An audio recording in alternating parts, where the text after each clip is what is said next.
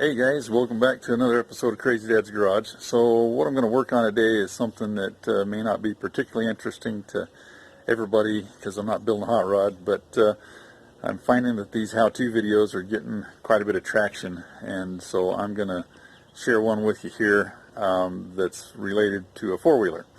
So I'm going to flip the camera around and I'll tell you about that here in just a second. So I've got a brother that picked this four-wheeler up a while back, and it's actually a pretty decent little old four-wheeler. But when he got it, the ignition switch was missing the key. So he brought it down to me, wanted me to get it fixed along with some other things. We put a new battery in it just now, and I'm going to recover the seat for him and just do whatever it takes to get the thing started. But right now I'm going to do a video on how to replace the ignition switch on a Honda TRX four-wheeler. And looks like this is going to be fairly straightforward, but I didn't find a video online anywhere about it. So I'm going to do this based on what I figured out here and what it's going to. Well, first of all, here's the new ignition switch. I think I paid somewhere between 10 and 15 bucks for that online, so they're readily available. And essentially what I've got to do, I've got to take this housing off here in order to get the switch out of it, and then I'm going to have to pull the top piece of the rack off here as well as the front fender assembly so that I can get to it, because right down in there is where the wires plug into the harness. So we're going to start there. The first thing that we've done here is you get a screwdriver. Here we go. I've already taken this loose actually, but you get a screwdriver down in here behind this Honda emblem and you just pry it out of there and put it over here for safekeeping. Then you take a Phillips screwdriver and you get these two screws loosened up here. There we go. And now at that point you've got this little dashboard to where it's free to move. So the next thing that I'm going to do is pull the rack off, and it's got 4 bolts holding it on. There's 2 here in the front right there, and then 2 down under here right there. So I'm going to get those pulled off, and then I'll come back and show you how to get the fenders off, and we'll progress to that point. Okay, there we go. We got the rack off. That just took me a couple of minutes. Sitting over there. Those 4 bolts were all it took. Now to take the front fenders loose, and I really don't even have to take them all the way off. I just need to be able to get them out of the way. But we got a bolt here on each side. There's a Phillips headed screw here that goes into that fender brace right there. And inside of here you've got a bolt there, another one up here. Are we getting that? There we go. One right there, and one right up here.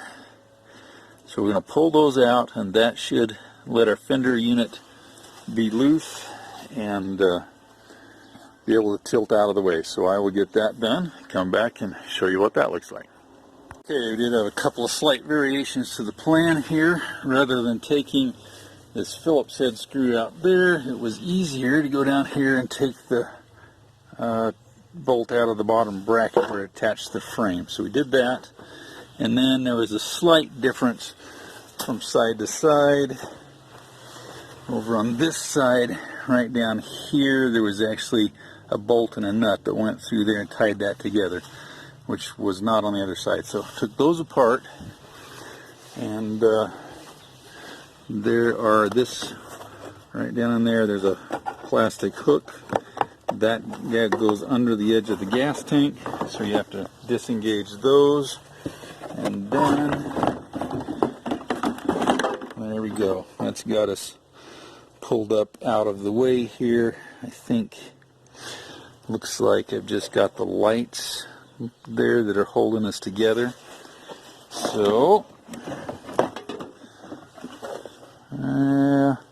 I think what I'm going to do is unplug those lights so I can actually take this clear off and get it out of my way, because I want to clean all that mess out of there too. So I'll do that and be back here in just a second. As happens on every learn as you go process, I didn't have to take those all the way off. You learn a little bit here and there. So what I did, these wires were in a clip down there that was folded over them. I just straightened that clip out and released the wires. That allowed me to pull that forward that far, so I don't have to worry about taking it clear off, because I'm really trying to get access to that plastic box right there. Now this box is held on by these two bolts, and if you get this one on there and take it loose like so, get it out of there, and then bingo, there is your access panel to the wires that we're going to have to unplug.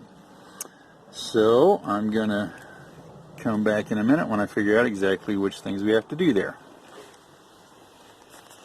1, 2, 3, 4 sets of wires going into that thing, and I have to pull this one and this one out of the way because the set we're after is this right here. So what we're going to do, and obviously I'll do this off camera, but I've got to unplug those 4 wires, and that will allow me to pull my old switch out and stick the new one back in. And I'm just going to double check here. So yes, we have a red wire going to a red wire, a pink wire to a pink wire, a black wire to a black wire, and an orange wire to an orange wire. So should be able to keep those straight.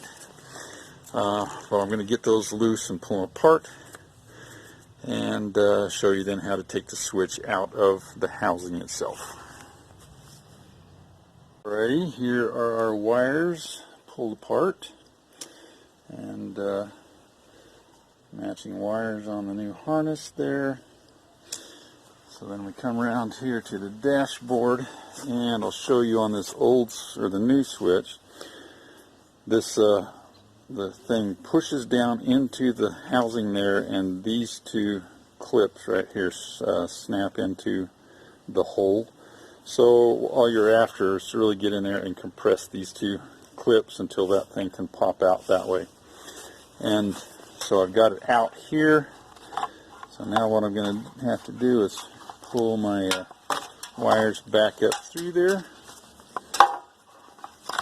like that, and bingo, your old switch is out. So there we go.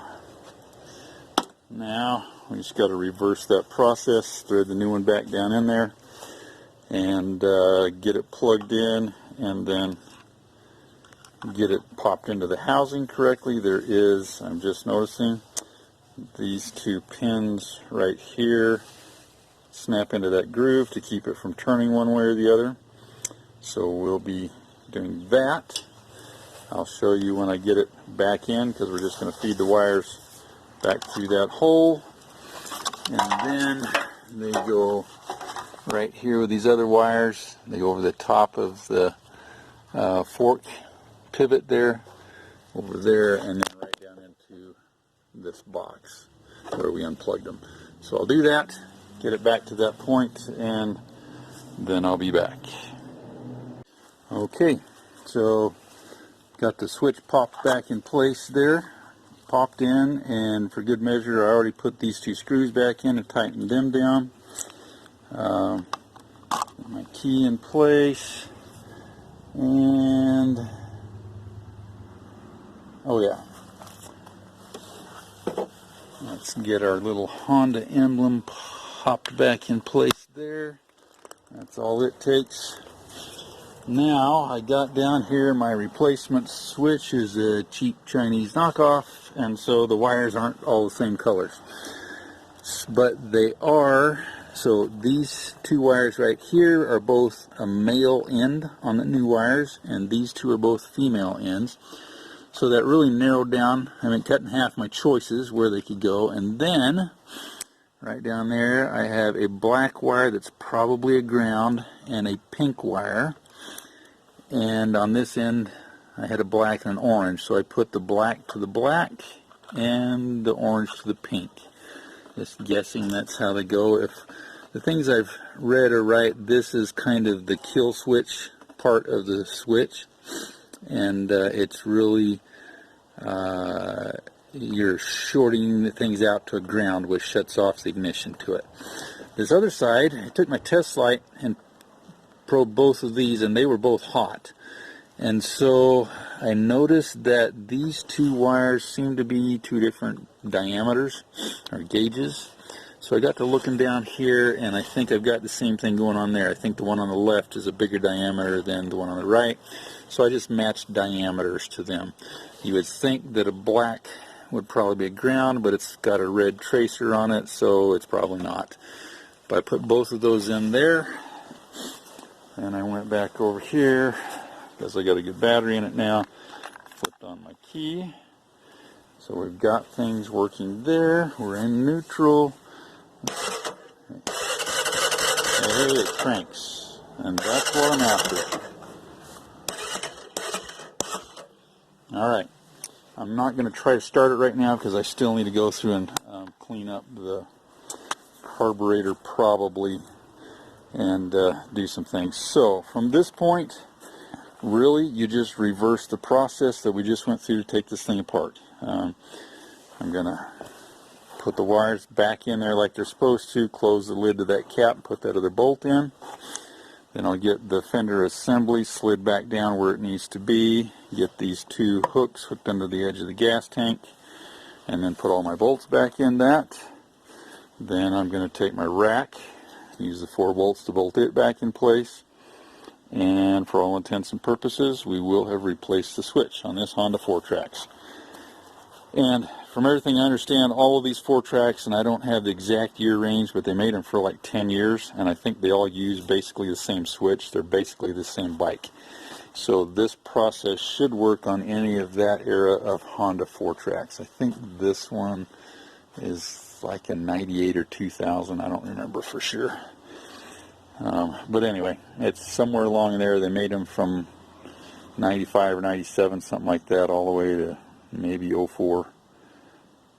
Anyway, don't know for sure. Don't take my word on that, but that is how you go about replacing the ignition switch. Now, there's a lot of videos on how to jump start the thing and hot wire it, but really, I mean, if you can get a $15 ignition switch and change this out in less than an hour, why not do that so that you have a machine that operates correctly, and plus you get the added safety of it being a little more difficult for somebody to steal it from you. So anyway, there you go. That is that process. I thank you for watching this video at Crazy Dad's Garage. It's a little bit off of our normal genre, which is how to build low buck hot rods, but hey, I love playing with mechanical things, and this is a topic that there doesn't seem to be a video out there online anywhere, so why not make one? And hopefully you'll enjoy it and take some time to browse the rest of our channels, or the rest of some of our other videos on our channel, and see some of our projects. Thanks for watching, everybody. Have a great day. We'll see you later.